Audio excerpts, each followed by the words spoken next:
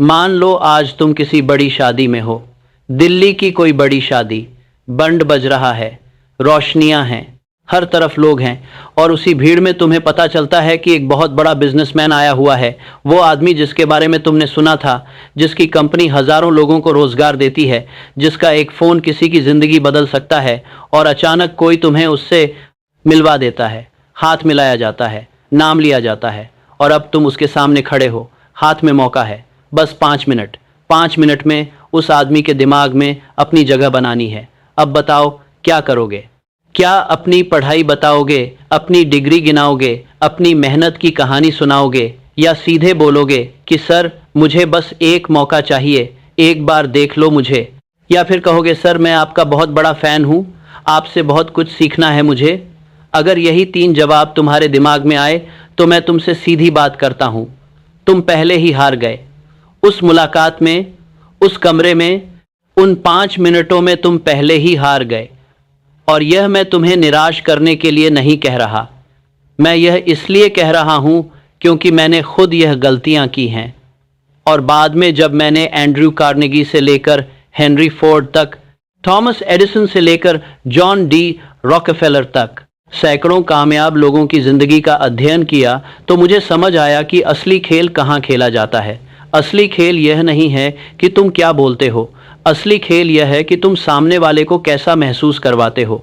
और यह फर्क इतना बड़ा है, इतना गहरा है कि जब तक तुम इसे नहीं समझते, तब तक तुम चाहे जितनी मेहनत करो, चाहे जितनी डिग्रियां लो, चाहे जितने नेटवर्किंग इवेंट में जाओ, नतीजा वही रहेगा, शून्य। तो आज मैं तुम्हें वो फार्मूला बताऊंगा जो सच में काम करता है, वो नियम जो किताबों में नहीं पढ़ाए जाते, वो सच जो ताकतवर लोग खुद कभी नहीं बताते।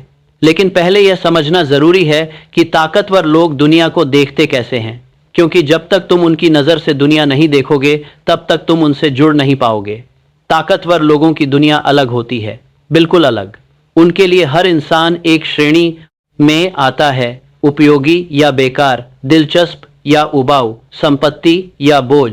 और यह फैसला वो तुमसे मिलने के पहले 2 मिनट में कर लेते हैं, सिर्फ 2 मिनट। तुम्हारी चाल देखी, तुम्हारी आंखें देखी, तुम्हारा हाथ मिलाने का तरीका देखा, तुम्हारी पहली बात सुनी, और फैसला हो गया। यह कठोर लगता है, लेकिन यही सच है। और जब तुम यह सच स्वीकार कर लेते हो, तो तुम उसके हिसाब से खुद को तैयार कर सकते हो। अब सोचो, जब तुम किसी ताकतवर इंसान के सामने खड़े होते हो और बोलते हो सर मुझे मदद चाहिए, तो उस इंसान के दिमाग में क्या चलता है? वो सोचता है एक और लेने वाला आ गया, उसके पास पहले से 50 लोग हैं जो रोज कुछ ना कुछ मांगते हैं, समय मांगते हैं, पैसा मांगते हैं, सिफारिश मांगते हैं, एहसान मांगते हैं। तुम उसी लिस्ट में जुड़ जाते हो, नाम याद नहीं रहता, चेहरा याद नहीं रहता, तुम अदृश्य हो जाते हो। और जब तुम अपनी कामयाबियां बताते हो, अपनी डिग्री बताते हो, अपनी मेहनत की कहानी सुनाते हो, तो वो सोचता है यह असुरक्षित है, इसे मंजूरी चाहिए, यह साबित करने आया है। और ताकतवर लोग मंजूरी खोजने वालों को कभी गंभीरता से नहीं लेते, क्योंकि जो इंसान खुद अपनी काबिलियत पर भरोसा नहीं रखता, वो दूसरों का भरोसा कैसे जीतेगा? और जब तुम बोलते हो सर मैं आपका फ़ैन हूं, तो समझो खेल खत्म। फैन का मतलब अनुयायी, अनुयायी का मतलब नीचे।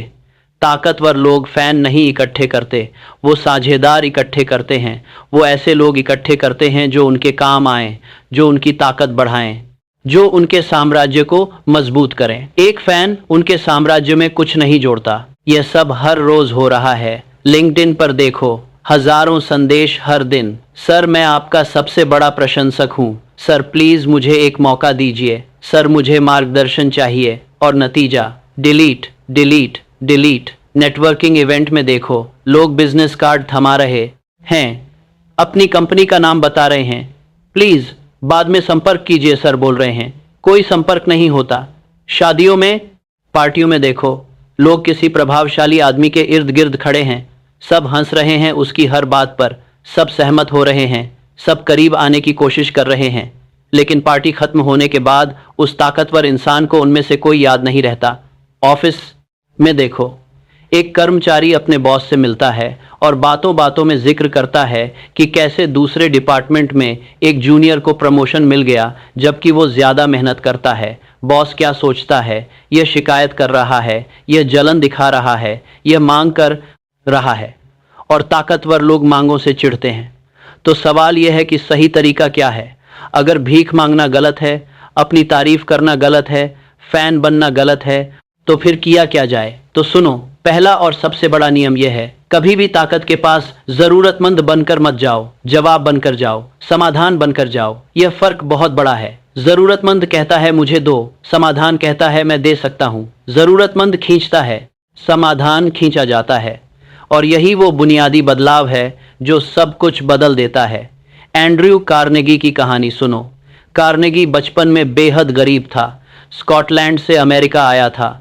कपड़े की फैक्ट्री में काम करता था छोटी उम्र में। फिर टेलीग्राफ दफ्तर में छोटी नौकरी मिली। वहाँ उसने एक चीज़ देखी, उसके बॉस को हमेशा जल्दी रहती थी।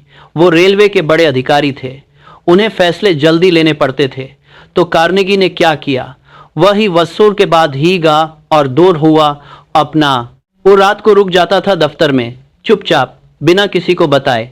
टेलीग्राफ के सारे कोड सीख लिए, ऐसे कोड जो सिर्फ वरिष्ठ अधिकारी जानते थे।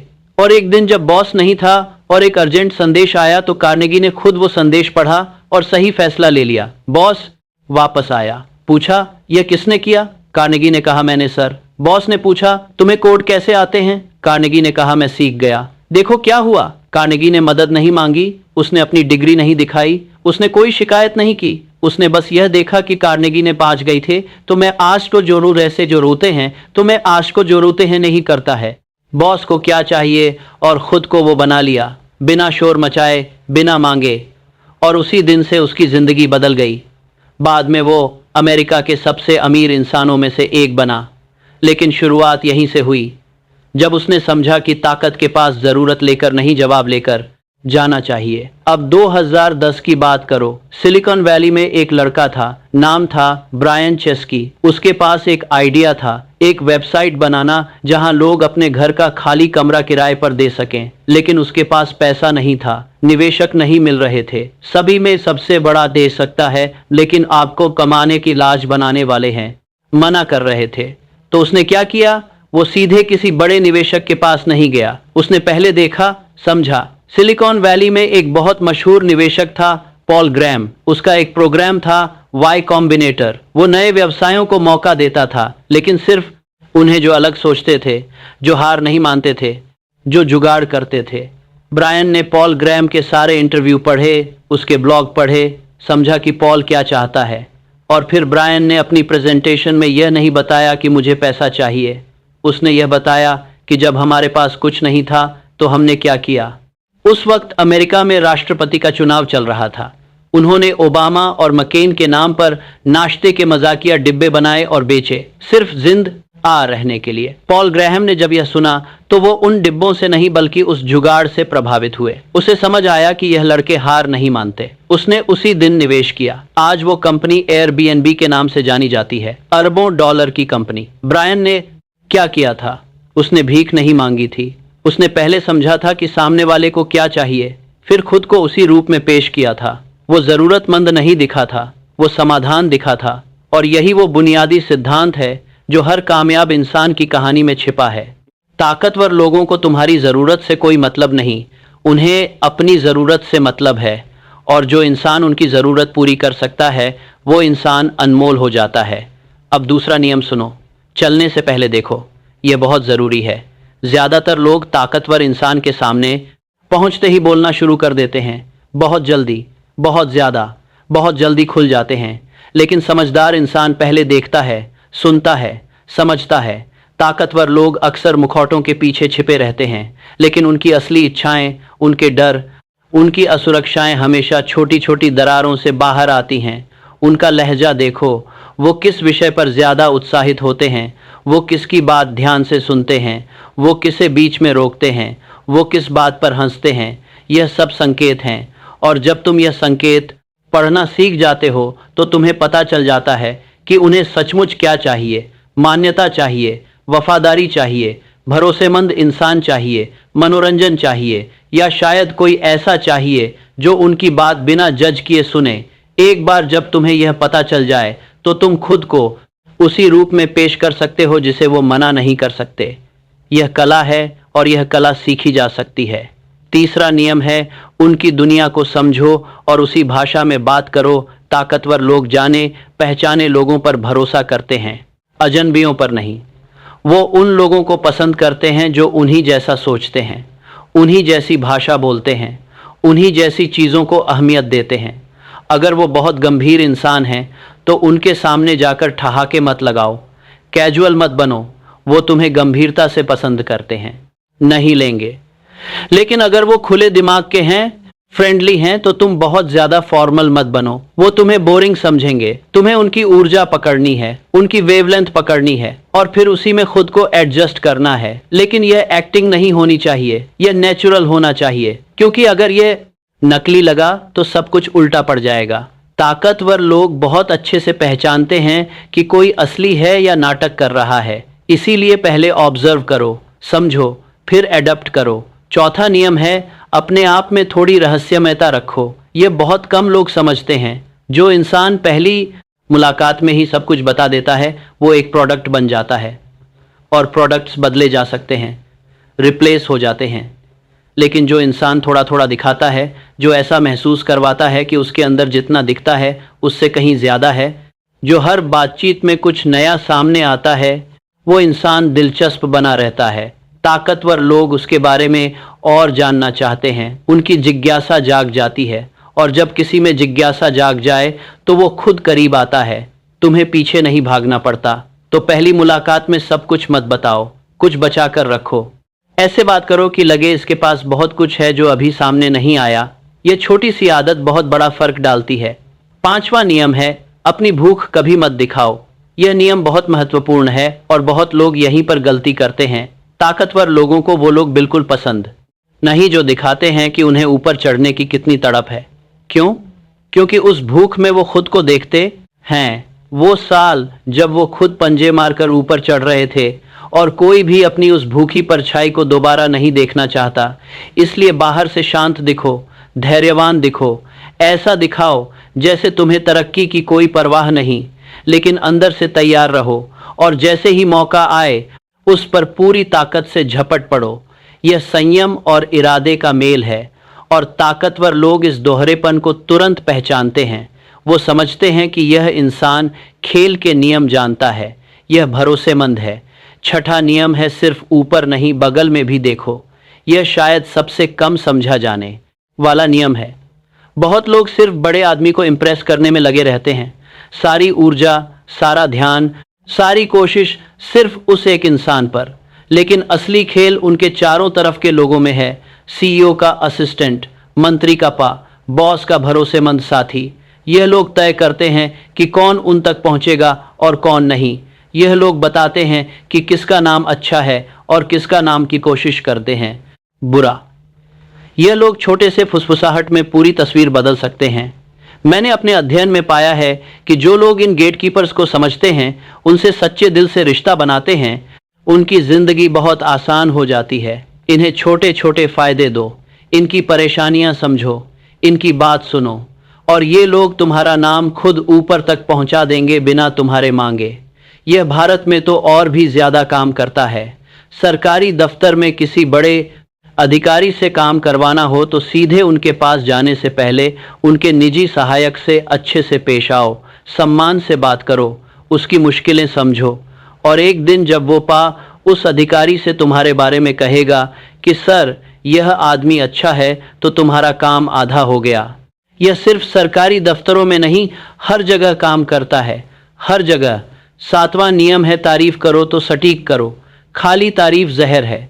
ताकतवर लोग यह दिन भर सुनते हैं, आप बहुत शानदार हैं, आप बहुत महान हैं, आप बहुत काबिल हैं, और यह सुनते सुनते उनके कान सुन्न हो जाते हैं। इसका कोई असर नहीं होता। लेकिन सटीक तारीफ अलग होती है। यह मत कहो कि आप शानदार हैं, यह कहो कि उस फैसले में जब सारे बाजार घबरा गए थे तब आपने वादार होता है, और इसलिए बाजार के लिए 1 साल थी।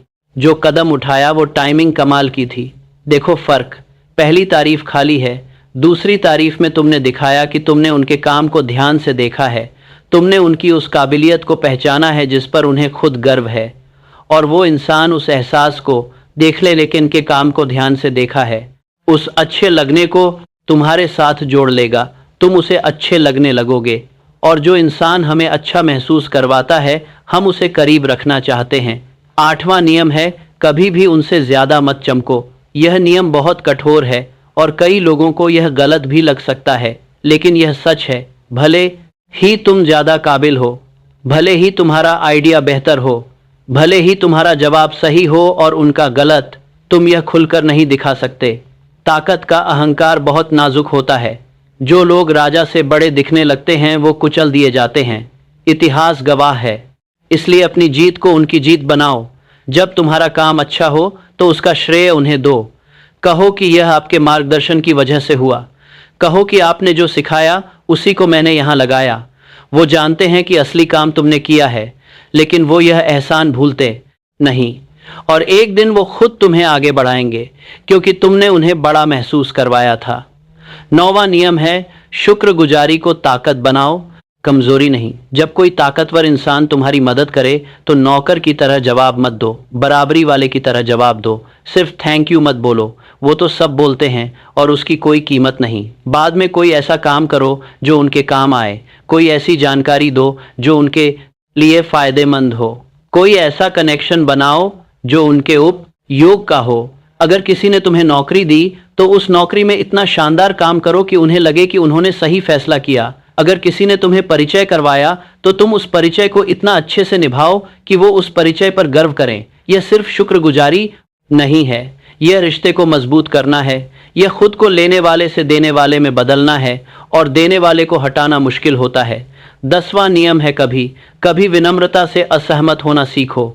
यह सुनने में अजीब लगता है, लेकिन यह बहुत ज़रूरी है। जो इंसान हर बात पर हाँ कहता है उसकी कोई कीमत नहीं होती। ताकतवर लोग ऐसे लोगों को पसंद नहीं करते जो बिना सोचे समझे हर बात पर सहमत हो जाते हैं, क्योंकि ऐसे लोगों पर भरोसा नहीं किया जा सकता। अगर यह मेरी हर बात पर हाँ करता है तो कल जब कोई और आएगा उसकी हर बात पर भी हाँ करेगा। लेकिन जो इंसान सोच समझकर कारण के साथ विनम्रता से असहमत होता है वो दिखाता है कि उसकी अपनी सोच है, अपनी रीढ़ है, और बिना रीढ़ के लोगों पर कोई भरोसा नहीं करता।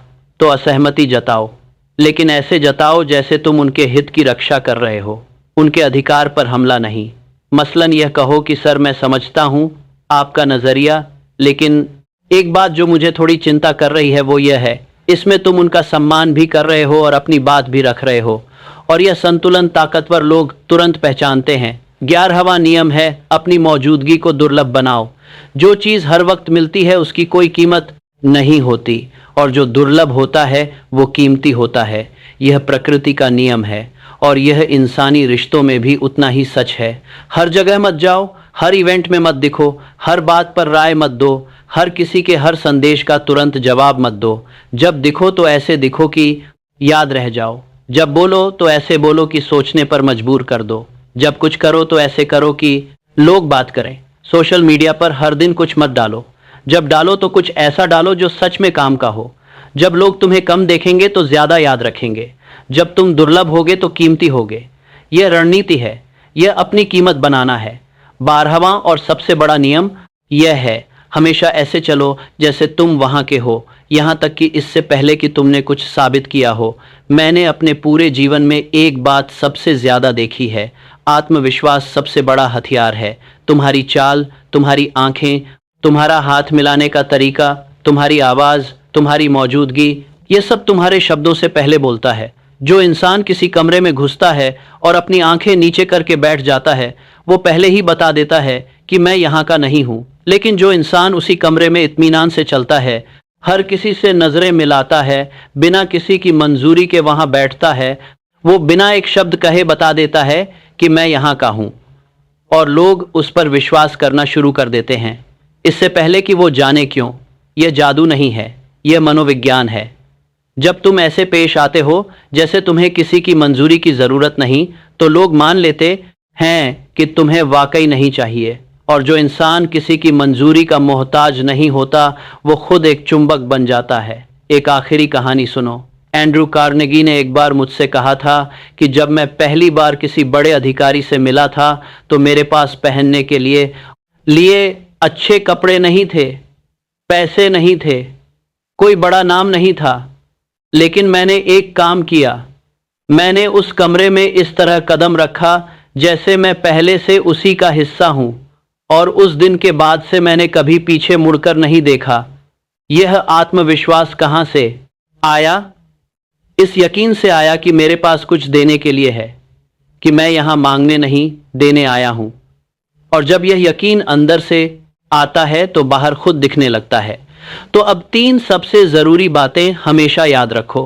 पहली बात, कभी जरूरत दिखाकर मत जाओ, हमेशा अपनी कीमत दिखाओ। तुम भिखारी नहीं, एक समाधान हो। तुम्हारे पास कुछ है जो दूसरों के काम आ सकता है, और जब तुम इस भाव से किसी के सामने खड़े होते हो तो सब कुछ बदल जाता है। दूसरी बात, अपनी जीत को हमेशा उनकी जीत बनाओ। जो इंसान दूसरों को बड़ा महसूस करवाता है वो खुद सबसे बड़ा बन जाता है। यह कमजोरी नहीं है, यह सबसे चतुर रणनीति है।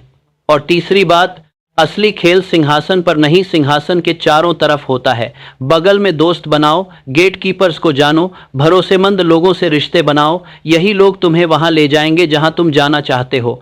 मैंने अपनी जिंदगी में यह देखा है, बार बार देखा है। कि सिंहासन पर नहीं होगा तो हमारे जंदरी को जानते हैं। असली खेल जंदरी को जाना चाहते हो, मारा जाने को जाने के लिए माजू का। दुनिया काबिलियत से ज़्यादा समझदारी पर चलती है, दुनिया मेहनत से ज़्यादा रिश्तों पर चलती है, दुनिया डिग्री से ज़्यादा भरोसे पर चलती है। और जो इंसान यह समझ लेता है वो आधी जंग पहले ही जीत लेता है। तुम्हें चुनना है कि तुम किस तरफ हो। वो जो शिकायत करते हैं कि दुनिया गलत है, या वो जो समझते हैं कि दुनिया कैसी है और फिर उसके नियमों से जीतते हैं। कोई बीच का रास्ता नहीं है। अब फैसला तुम्हारा है।